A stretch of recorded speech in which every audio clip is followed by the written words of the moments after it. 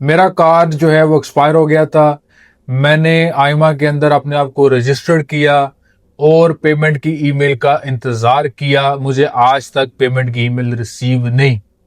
Basically ये सवाल है आपका, और आपका इसके ऊपर जवाब मेरे तौर पे ये है कि ऐसे बेशतर इंसान हैं जिन्होंने अपनी ईमेल को रजिस्टर किया, अपना अकाउंट क्रिएट किया, मगर उनको आज भी पेमेंट की ईमेल रिसीव नहीं हो रही।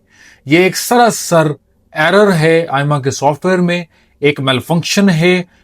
और इसी के साथ साथ एक और भी चीज जहन में रखें कि ऐसे लोग जिनके ऊपर कोई भी क्रिमिनल प्रोसीडिंग्स चल रही हैं या सिविल लिटिगेशंस चल रही हैं या उनके टैक्सेस मुकम्मल नहीं है या वो किसी दूसरे कंट्री में गए थे और उनका कार्ड वहां पर सीज कर लिया गया था, या उनका नाम कार्ड लेने के बाद दौरान ट्रैवल कभी चेकिंग के दौरान एसआईएस में है, under any circumstances, under any article, under any criminal proceedings, under any proceedings of the law, अगर वो एसआईएस में है तो फिर भी आपको ईमेल्स अक्सर पेमेंट की रिसीव नहीं हो रही।